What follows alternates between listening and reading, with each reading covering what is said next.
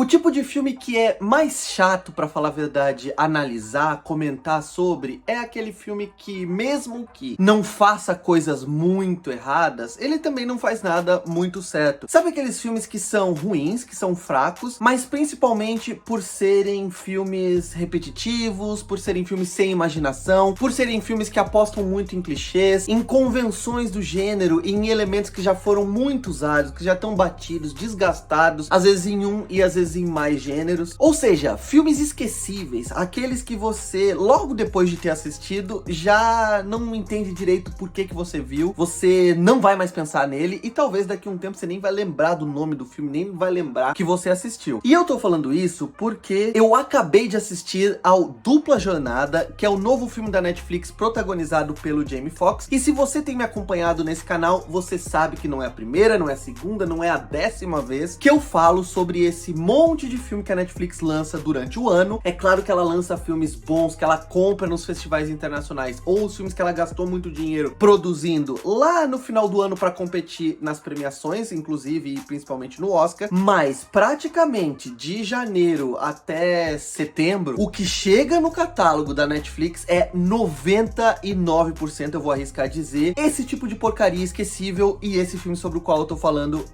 é mais uma delas. O matador de vampiros Bud Jablonski, Jamie Foxx, se disfarça de limpador de piscinas para realizar seu trabalho em Los Angeles. Pressionado pela esposa pelas dívidas relacionadas aos gastos da filha, ele consegue a ajuda do amigo Big John Elliott, Snoop Dogg, para voltar ao sindicato, de onde foi expulso. Mas em uma de suas execuções clandestinas como caçador de recompensas, no caso Dentes de Vampiros, ele acabou mexendo com quem não devia. Se você prestou atenção nessa breve sinopse, você já deve ter percebido alguns paradigmas aqui. Esse filme, ele é um daqueles filmes que tem no seu conceito a ideia de ser um filme de vampiro, mas um filme mais irreverente. E nesse caso aqui, o conceito dele é basicamente ser um filme de vampiro que se passa durante o dia. Isso é explicado no roteiro, mas não tem grandes funções, porque fora disso, ele é um filme bastante convencional. Ele é um daqueles filmes engraçadinhos que tentam fazer graça, por exemplo, de humor físico, de quão brutais são as mortes, de quão sensacionalistas e de quão performáticas são as cenas de ação e também as execuções, como eu falei. Mas isso já é algo que já tá no nosso inconsciente coletivo, né? A gente já tá, de certa forma, vacinado com esse tipo de filme, porque a gente já viu acontecer isso muitas vezes. Não é mais surpreendente, não é mais subversivo, não é mais uma surpresa você ver filmes de vampiro em que as mortes são muito exageradas e que tentam fazer humor com isso. Claro que tem alguns momentos, por exemplo, tem uma cena logo ali no começo do filme em que o protagonista, vivido pelo Jamie Foxx, vai pra matar uma senhora, e é claro que a maneira com que o corpo dessa senhora se comporta, né, o contorcionismo que ele faz e o quão flexível ele se revela, acaba sendo engraçado aqui e ali, mas de forma geral, esse é um filme que tenta fazer humor, mas raramente ele é de fato divertido. Durante o filme, o personagem do Jamie Foxx vai ter a ajuda inconveniente e não solicitada de um cara do sindicato, que é vivido pelo Dave Franco, que vai ser o oposto dele. Se ele é um cara durão, aqueles caras que você já viu o Jamie Foxx fazer muitas vezes, né, que ele tem o jeitão do gueto, da comunidade, ele não é um cara muito afeito a demonstrações de afeto, ele é um cara mais que tem um linguajar da rua. O Dave Franco é o contrário, ele é um playboy, ele é um cara que se preocupa com a roupa dele e que é afetado demais, ele é basicamente um playboyzinho leite com pera, e o filme tenta pegar essa dinâmica entre os dois e extrair humor daí, que é algo que já foi feito muitas vezes também, meio que numa dinâmica de good cop e bad cop, mas também incrementada por essa questão de ser um cara durão e o outro mais covarde. O Dave Franco tá divertido, tem alguns momentos em que a gente ri, ele é um cara que tem um bom timing cômico, o Jamie Foxx também, mas o roteiro atrapalha, não tem nenhuma piada, e eu não tô exagerando, uma gag que venha do roteiro e que realmente funcionam. O que acontece é que eles têm um timing cômico bom e que aqui e ali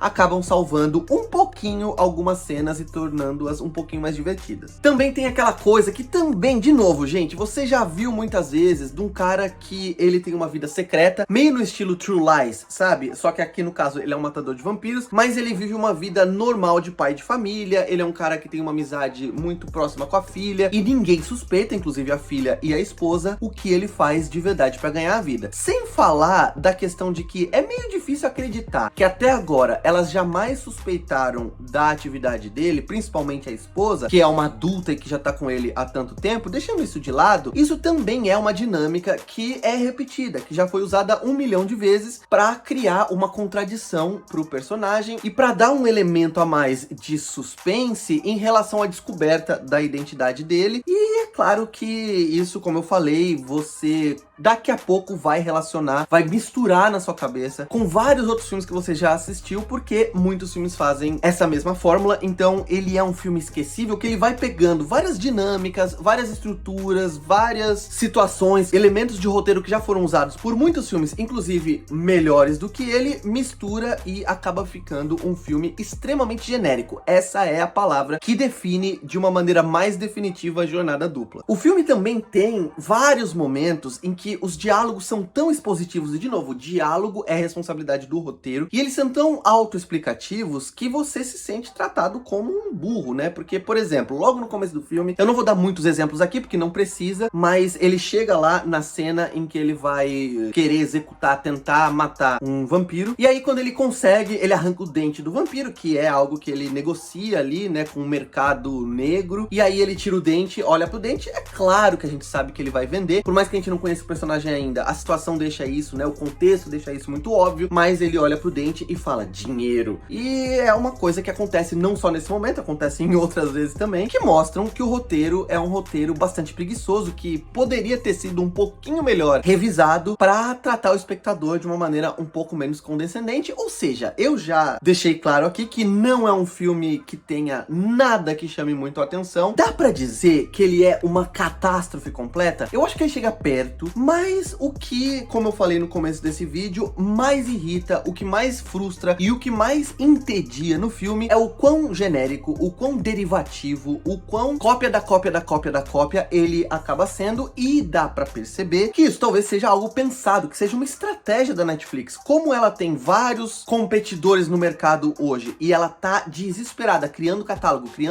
porque quando todos os filmes produzidos e distribuídos pelas concorrentes saírem do catálogo dela, ela tem um catálogo robusto em quantidade pra continuar funcionando sem perder muitos assinantes. Então ela tá fazendo meio que isso, né? Então vamos fazer filmes parecidos com todos os outros que as outras têm, porque aí pelo menos a gente vai ter um catálogo parecido, mas ela tá fazendo depois. Então boa parte dos filmes dela acabam sendo parecidos com esse, no sentido de serem derivativos, batidos, clichês, etc, etc, etc. Quando você assistir ao filme, vem aqui dizer, você se divertiu, você gostou, não gostou, concorda ou discorda dos pontos que eu apresentei nesse vídeo. E claro, curte esse vídeo, se inscreve no canal, me segue lá no Instagram, clica no sininho e em sempre, pra sempre receber notificação dos vídeos novos. E agora que você já viu o filme e esse vídeo, para de ver filme e vai fazer algo mais interessante, vai ver o sol, vai fazer algo com seus amigos. Eu vou ficando por aqui, um abraço, tchau!